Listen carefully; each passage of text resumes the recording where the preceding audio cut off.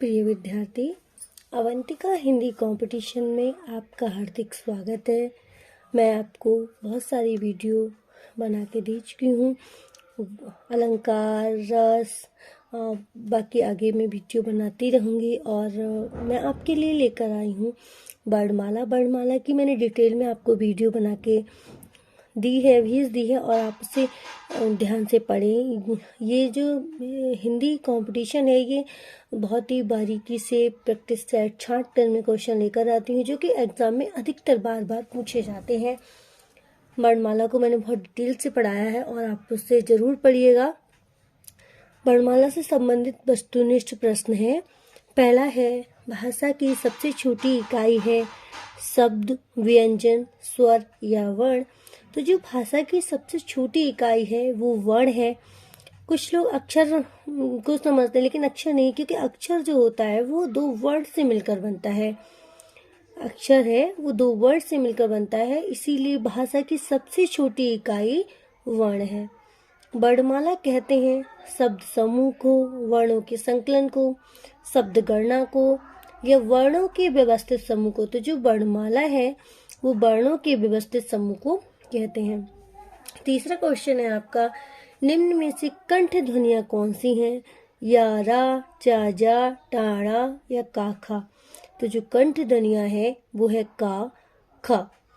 कंठ ध्वनियां ऐसा लगता है कि जो गले के अंदर से ही आवाज आ रही है, तो वो कंठ ध्वनियां कहते हैं का, खा। चौथा क्वेश्चन है, स्थान के आधार पर मूर्धन्य व्यंजन कौन से हैं? तो जो स्थान के आधार पर मूर्धन्य व्यंजन है वो है डा, ढा। पांचवा क्वेश्चन है, निम्न में से अल्प प्राण वर्ण कौन से हैं? छा, झा, का, ग, था, धा या फा, भा। सबसे पहले आपको ये जानना जरूरी है कि अल्प प्राण होते क्या है। तो मैंने आपको वर्णमाला कराई है, उसमें डिटेल में बताया गया है, लेकिन फिर भी मैं आपको दोबारा से बताती हूँ। जो अल्प प्राण वर्ण वो होते हैं जिनमें थोड़ी सी वायु मुख से निकले, जैसे क और ग। महाप्राण वो होते हैं जिसमें ज्यादा वायु निकले। छठा क्वेश्चन है, निम्न में से नासिक्य व्यंजन कौन सा है? नासिक्य व्यंजन सा, गा, जा, वा। नासिक्य व्यंजन ऐसा लगता है कि नाक के द्वारा ये शब्द बोल जा रहा है। ऐसा लगता है कि थोड़ा सा जब हम बोलते हैं तो नासिक्य व्यंजन कहलाते हैं। जैसे अगर हम बोले वहाँ, तो ऐसा लग रहा है कि नाक का स्वर नाक की सहायता से ही बोले जा रहे हैं, तो वो नासिक्य व्यंजन कहलाते हैं। ए आई वर्ण क्या कहलाते हैं? तो जी ए आई वर्ण है वो कंठ तालव्य वर्ण कहलाते हैं। हिंदी वर्णमाला में अयुग्मा वर्ण कौन से हैं? हिंदी वर्णमाला में अयुग्मा वर्ण कौन से हैं? तो अयुग्मा कहलाते हैं अंग और आहा। नवा क्वेश्चन है, निम्न में से बताइए कि किस शब्द में द्वित्व व्यंजन है? पुणे, इलाहाबाद, उत्साह या दिल्ली। तो जो द्वित्व व्यंजन है वो है दिल्ली में। सा, साहा कौन से व्यंजन कहलाते हैं? प्रकंपी, स्पर्शी, स्पर्श संघर्षी।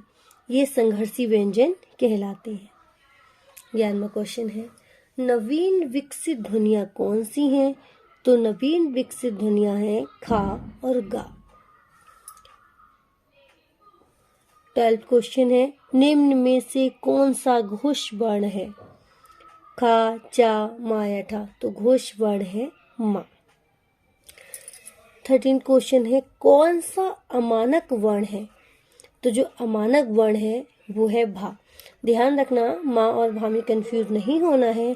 जो माँ है वो घोष वर्ण है और जो भा है वो अमानक वर्ण है। 14वां क्वेश्चन है, का, ग, ज, फ ध्वनियाँ किसकी हैं? तो ये अरबी फारसी की ध्वनियाँ हैं। हिंदी में मूलतः वर्णों की संख्या कितनी है? तो हिंदी में अगर पूछा जाए कि मूलतः वर्णों की संख्या कितनी है तो है 52। छा से क्षत्रिय वाला छा ध्वनि किसके अंतर्गत आती है?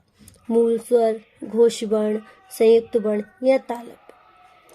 जो छा ध्वनि है वो संयुक्त वर्ण के अंतर्गत आती है। संयुक्त मतलब जुड़ना, और ये दो वर्णों से मिलकर बना है का और शा, इसीलिए इसे संयुक्त वर्ण कहते हैं।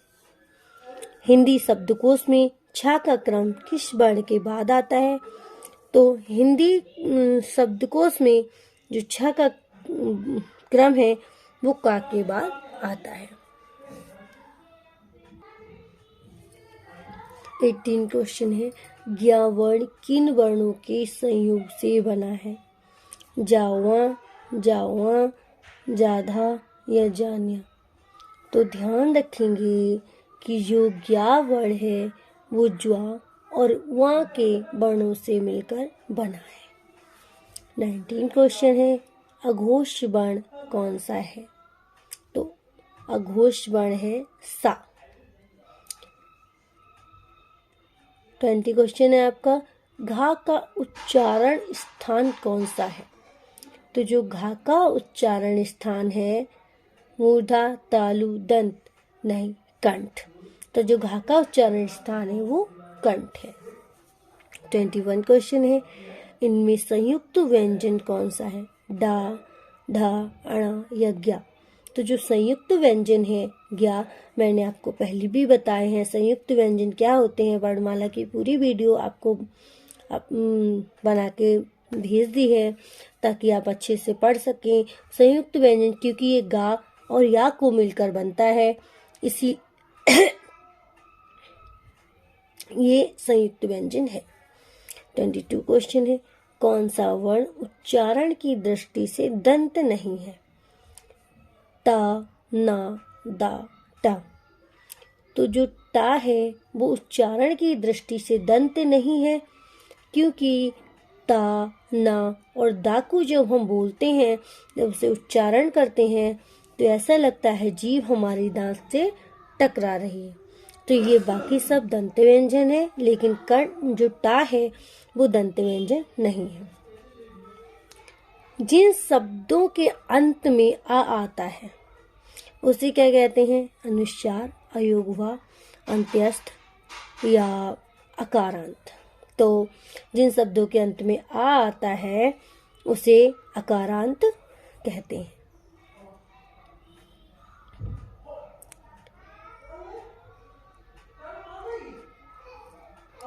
अगर किसी वजह से आपके माइंड से स्लिप हो जाए तो इसमें एक ट्रिक भी है। जैसे इसमें लिखा है अंत, तो अगर हम अकारांत का देखें आ और लास्ट का ता, ऐसा लगता है अंत। तो जिन वर्णों के अंत में आ आता है वो अकारांत वर्ण कहलाते हैं। इसे आप एक ट्रिक से भी याद कर सकते हैं। 24 क्वेश्चन है, छा से क्षत्रिय वाला छा वर्ण किसके योग से बना है? तो ये का और षटकोण वाले सा के योग से बना है। ध्यान रखेंगे सा बड़ा सा भी होता है, सलजमाला सा भी होता है, तो इसमें बिल्कुल कंफ्यूज नहीं होंगे। का और षटकोण वाला सा से मिलकर बनता है छासी क्षत्रिय, इसीलिए इसे संयुक्त व्यंजन कहते हैं।